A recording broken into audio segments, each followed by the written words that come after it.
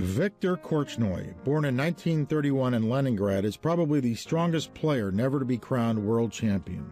He has won over 150 tournaments during his long and eventful career and has defeated most of his rivals in match play, including Tigran Petrosian, Boris Spassky, Mikhail Tal, Larsen, and many others.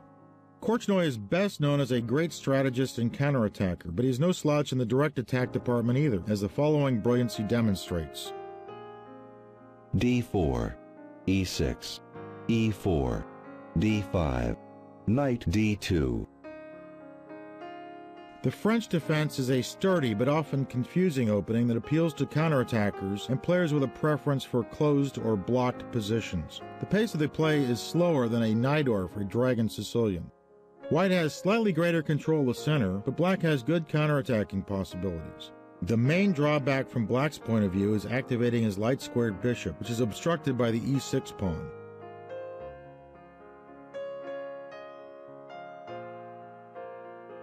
Knight f6, e5, knight f d7, c3, c5, knight g f3. This may lead to gambit-type play as compared to the more popular variation, bishop d3, knight c6, knight e2.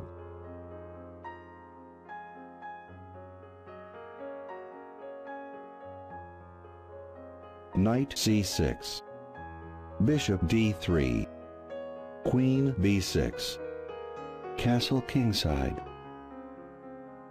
White offers his d-pawn in return for a strong lead in development. The key to the gambit is the position of white's queen.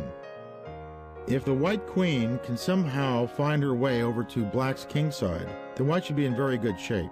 If not, black should have no problems at all defending.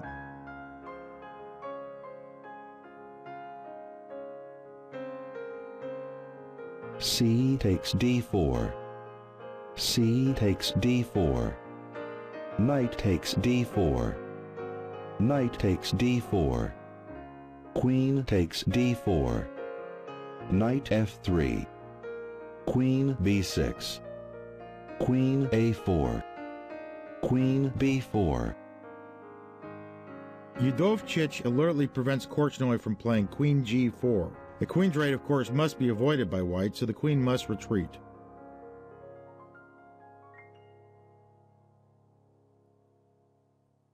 Queen c2, h6. Not a good move by Udovcic. This move is just too passive and weakens the kingside besides. Much better was queen c5, giving white the choice between bishop captures h7, queen takes c2, bishop takes c2, with a small edge for the first player, or the more ambitious queen e2, aiming for bishop e3 and rook a c1.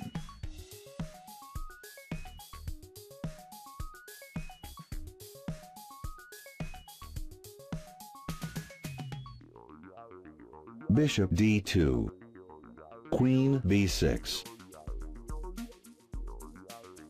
If Udovcic attempts to trade queens with queen c5, Korchnoi could simply then play queen a4, and black no longer has available that interposition move queen b4.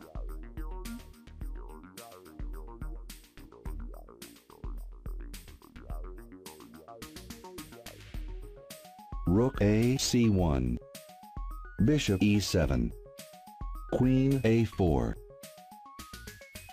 The queen returns to her post, but this time she is supported by fresh development. Note how black has trouble dealing with that pin of the knight on d7. If black tries to break that pin with castles, white has the surprising riff bishop b5, knight c5, rook takes c5. The point being that if queen takes c5, rook c1, queen b6, 20 bishop a5, the black queen is trapped. After rook takes c5, if black tries bishop takes c5, that's demolished by bishop a5, bishop takes f2 check, rook takes f2, queen e3, bishop b4, black's toast.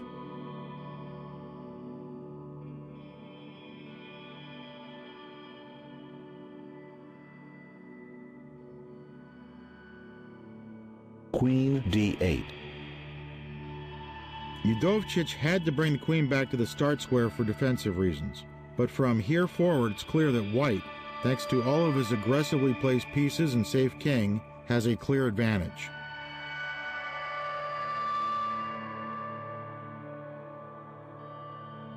Rook c2. Korchnoi doubles his rooks in order to cement his control of the c-file. If black castles, white sets up a powerful attacking formation with queen g4 threatening bishop takes h6, king h8 forced, rook fc1, b6, b4, black can hardly move.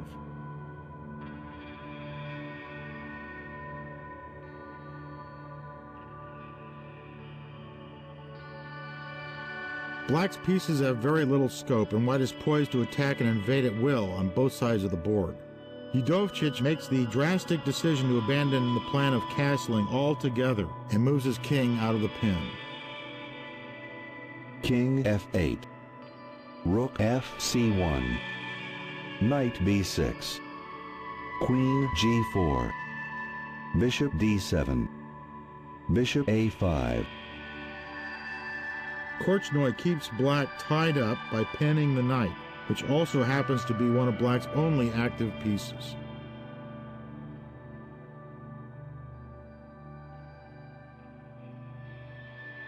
Rook c8. Rook takes c8. Bishop takes c8. Bishop b4. Korchnoi seizes the chance to trade off dark-squared bishops and has calculated variations like bishop takes b4, queen takes b4 check, king g8, queen a5 attacking that pawn on a7, a6 meeting that threat, queen takes b6, a nice queen sack, queen takes b6, rook takes c8 check with mate next move.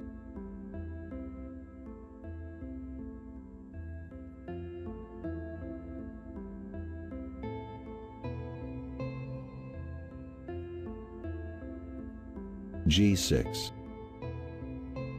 Udovcic's only chance was king g8, but white has then a4, bishop d7, bishop captures e7, queen takes e7, a5, driving black's knight to a horrible square, knight a8, only move, and then the centralizing queen d4 gives white a totally dominant position for the investment of one tiny little pawn.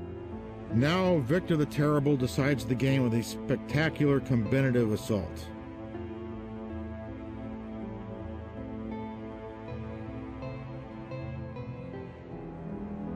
Queen h4. A brutal move by Korchnoi. Suddenly the bishop on e7 is pinned two ways.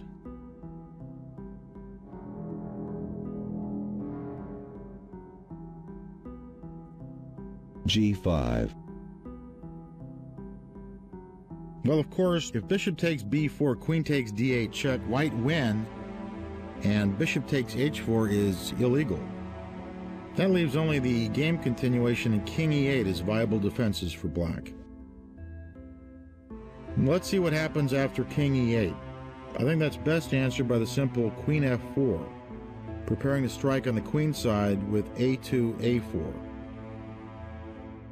After queen f4, black tries to drive the queen away with g5. White says, "Be my guest," and then plays queen d4, happy that black has further weakened his position. Nevertheless, king e8 was probably black's best chance.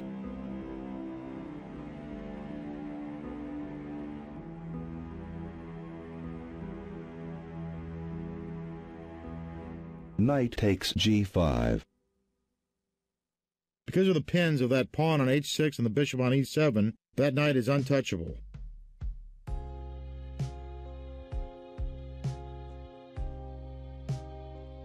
King e8. Bishop b5 check. Bishop d7. Knight takes e6. This fantastic blow shatters the defenses to black's king. If black now plays bishop takes h4, grabbing the queen, that leads to knight g7 mate.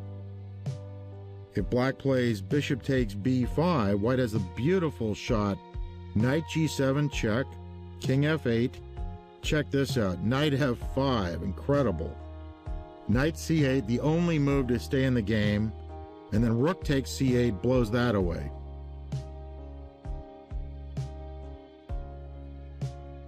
In the game continuation, Korchnoi had to calculate that he could decisively bring up reserves to finish off the attack before black could organize a defense. F takes e6. Queen h5 check. King f8. Rook c3. Rook h7. Udovcic tries valiantly to hang on by getting the rook involved with the defense. Queen g6. White threatens the crushing rook to f3 check.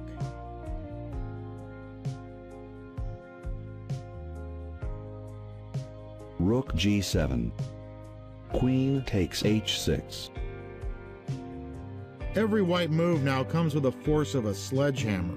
This time the threat is queen h8 check followed by rook f3 check.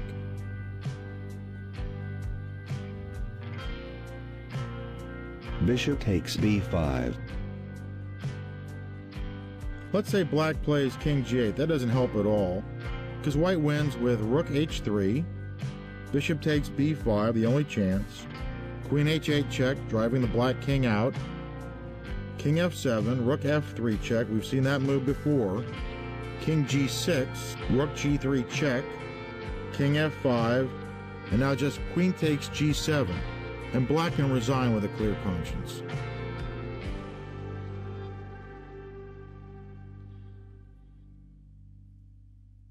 Rook g3. Mr. Udovcic resigned when he noted that the best defense, king e8, leads to total, absolute obliteration after rook takes g7, king d7, bishop takes e7. Whew, now that was an attacking game.